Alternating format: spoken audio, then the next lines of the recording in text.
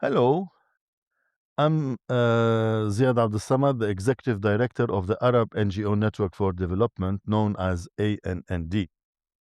And in this podcast, I will try to tell the story of the Arab NGO Network for Development, the idea behind its creation, and how it was, why and how and when it was created, the whole idea. With this podcast, I'm accompanied with my dear colleague, Mr. Roberto Bissio. He is the global coordinator of the Social Watch, a global network, which was also created to follow the UN processes.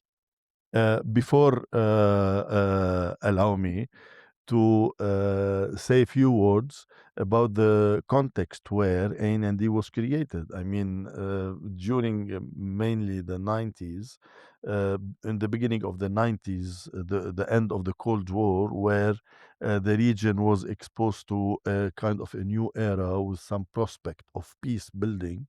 Then everything was about redefining the role of the state, the role of civil society, how civil society can be engaged in building the state and addressing, mainly the development challenges or social economic rights after decades of structural adjustment.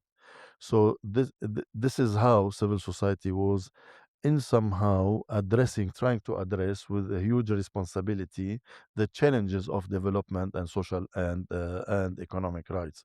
Do you remember these period of time, Roberto, especially with the all these series of UN conferences and processes, let's say, opening for a new era with the new definition of development, state, civil society, and the relation between civil society and the state? Oh, yes, I remember very well. It was actually an era of hope. There was a lot of hope around the peace dividend, not just in the Arab region, but all around the world, because with the end of the Cold War and the permanent threat of a nuclear war that we had during 80s and before, since the end of the Second World War. So, now we will have peace because there is not that bipolarity in the world anymore. And the UN took that opportunity to redefine the agenda through a series of conferences, starting with the conference on the rights of the child, then on environment and development that gave rise to sustainable development, on human rights, on population, and finally women conference in Beijing in 95, and the social summit also in Copenhagen in 95. While this was happening, the so-called Uruguay round was creating the World Trade Organization, and globalization was advancing. Uruguay round means the trade negotiations Means trade in negotiations. order to develop new agreements on trade, Exactly. global trade. Global trade that for the first time created an international organization, the World Trade Organization, with some enforcement power and expanding the notion. It was not just about trade, it was also about services, it was about intellectual property, it had something to say about investment. So the whole world economy was being reshaped by globalization with a priority to the market.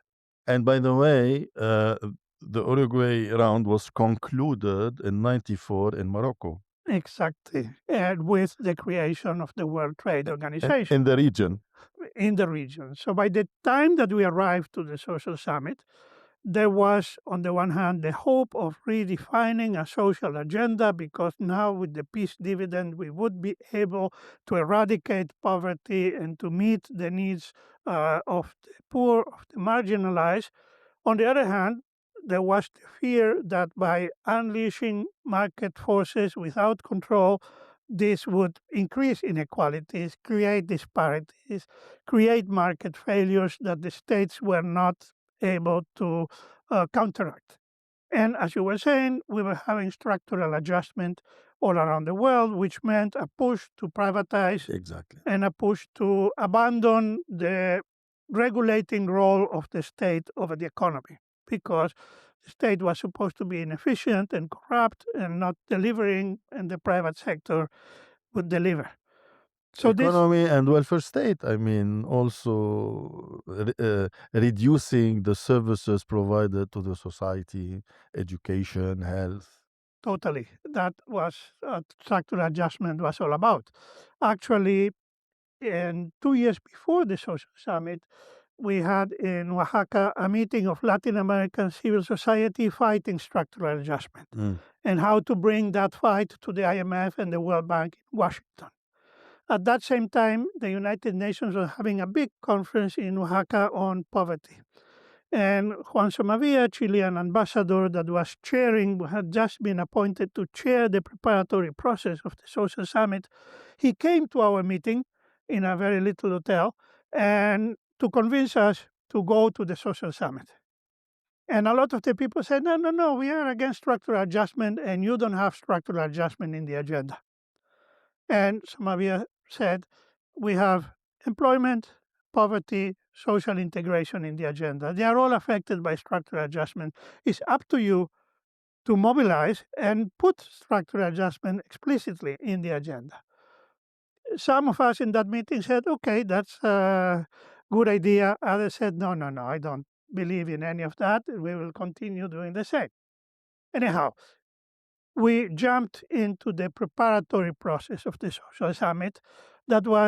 Internet was just starting. So preparatory process meant there were conferences that lasted 2 or 3 weeks in different parts of the world. First preparatory committee, second preparatory committee, third preparatory committee to finally agree on a document. And of course, a lot of civil society going to these preparatory meetings, we started to organize. And we were also a bit suspicious of northern-led and northern-based networks of civil society that were intermediating, were helping, but not necessarily translating or bringing in the concerns of the organizations in the South. So we were trying to push for our own voice to be there and not just being From the represented south. by Exactly. somebody else. Yes. This is amazing. You know, this story you are telling about how the Latin American process and civil society was engaged in this process. I mean, it's almost the same because, but with a slight difference, which is in our region, we didn't have enough room for civil society to exist, at least, or to be very active. So we've been facing dictatorships or authoritarian regimes or whatsoever. So we've been we've been watching and following what happened in Rio de Janeiro in '92, and then the whole process of the United Nations conferences.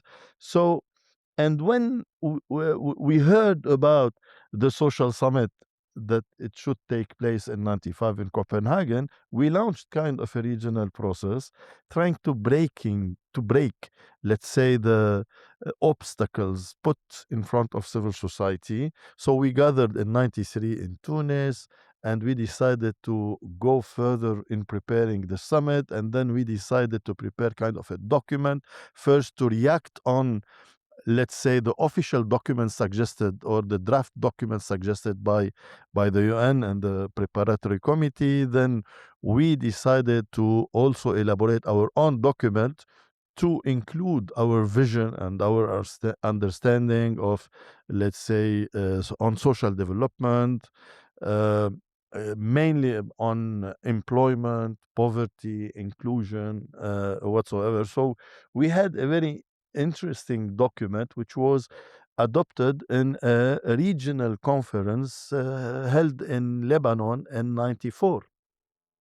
Well, in Latin America also, we were just emerging from a whole decade of military dictatorships that were really quite sanguinary, people disappeared, people tortured in jail, and so on. So we were in that euphoria of having a reestablished democracy at home, and that gave us also a lot of enthusiasm and I would say we were a bit daring to challenge not just structural adjustment and the world powers, but also challenge traditional ways of organizing civil society.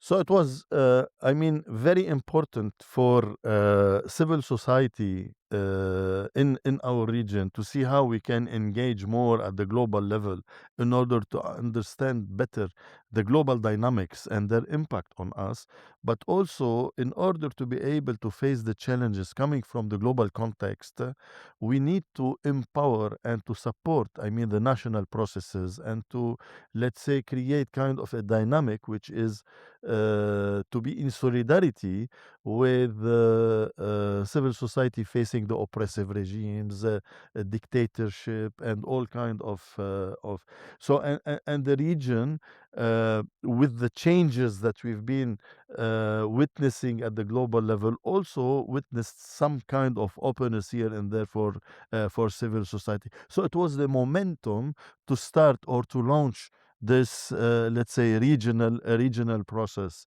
to make this link between the global and the national. And we've been by the way, Roberto, very thankful to meet with a network like Social Watch, because we learned a lot from the experience Latin America, but also from other regions, Africa and Asia, uh, what they are doing at the regional level, what kind of challenges they are facing at the national level, how they are facing these challenges, and how they are making this link. So we learned a lot about the global context. We learned a lot about from the experience of other civil society from other regions in order to, let's say, bring all these experiences at the national and at the regional context. And this was the main idea behind ANND, the idea to create this regional network. I want only also to tell you one thing. The same process you had in Latin America. So ANND was not created we didn't decide to create a network. The whole idea was to create kind of a follow-up mechanism or a follow-up process, mainly focusing on the outcomes of the social summit.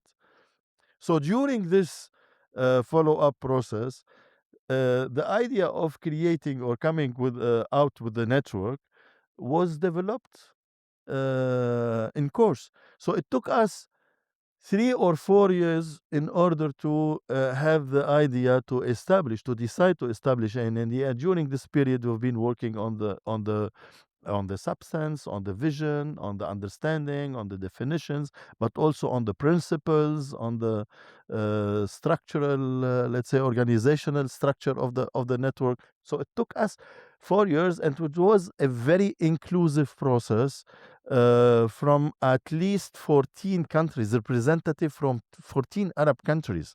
So it was a very, let's say, interesting process until 1999, the second General Assembly, I can say, where ANND was officially announced as a regional network on social economic rights. It was a very happy coincidence, because Social Watch was announced in Copenhagen on the last day of the conference, basically saying, well, we wanted much more. We are not very happy with what we got, but we got a promise to eradicate poverty. We got a promise to achieve gender equality. Let's take that promise and come back 1 year from now and see what the governments are doing with that. Very simple proposition. And I was raising the candidacy of our Third World Institute in Montevideo, arguing, well, this should not be led from the north. Let us lead it or establish a secretariat in the south and motivate people to do that. So it was quite a challenge because in order to be credible, as a proposal, we needed the people around the world to be convinced that it was worthwhile to gather, to look at what their governments are doing, and to report of what was achieved and in most cases not achieved with those promises. So that the first social watch report had 13 different country reports out of more than 190 countries. So when Arab NGO Network decided to join Social Watch, we almost doubled our number of countries that were I reporting. think that we started participating, contributing to the report before the I mean, As country it coalition. was Yes. in 98 something. It was our first contribution, then 99, and then we joined officially as a network, Social Watch, and the number of national reports grew up. Listen, it's very interesting, but the story how we established ANND, I think we faced a lot of challenges after that. I mean, we have a lot of hope with this new, let's say, comer as a regional actor with access to the global context and global processes. But something happened, unfortunately, in 2001, which was the 9/11, and then the start of the war on terror, which changed a little bit the regional context again. So now you have terrorism and all the, let's say, restrictions and on civil society and the society in general, and how, I mean, ANND could manage in different countries to bypass, to overcome all these challenges in order to be able to continue. So, and this was not the only challenge that we faced, because then we had plenty of other challenges during our history. 2001, then the invasion of Iraq in 2003, that also had a strong impact on the region and on the role of civil society in general, on the regional relation. On the League of Arab States, on everything. Then post Iraq invasion, we had also the war on Lebanon, and so this whole process. So we will continue talking about these challenges and how ANND could manage and what role ANND was playing and what is the impact of ANND despite all these challenges in coming in other podcasts. Maybe we'll continue talking the story of ANND. So, do you want to tell me something before we close? Definitely, it's a story that is worth telling because we are again in a moment of uncertainty. The peace dividend of the 90s never happened, and then peace never happened, really. But in the meantime, the notion that independent civil society is a force in its own right is now widely accepted. Mm, It was not like that yes, 30 years ago. of course. And also, even if sometimes we say, oh, we published all these reports and nothing happens, well, I mean, it's not so easy to change policies, but something happens is that in the process of reporting, of reflecting about our realities, of putting it on paper, having different organizations join around a single document and so on, that increases our understanding and improves the relations within civil society in the local circumstances without losing a link with the global that also influences us. And that's the balance that we try to make, and that is also a force that makes us continue to come together. But do you agree with me that the more civil society, the more the role of civil society becomes important and influential, the more civil society is facing challenges in terms of restrictions? And so in Well, of Copenhagen, course. you've been talking about the role of civil society, participation, engagement in the PrepComs and until the end of the summit. And now in the social summit, after 30 years, the room for civil society was limited and it was not the same. So the more civil society is growing, the role of civil society is growing, the more you have challenges and oppression. Well, I think it's a principle of physics of action and reaction. If we were irrelevant, if we were insignificant, nobody would bother to try to stop us. So it is the very fact that we are relevant and producing changes that unleashes forces that try to stop it. Thank you, Roberto. I'm very happy to be with you. Thank you, Shukran.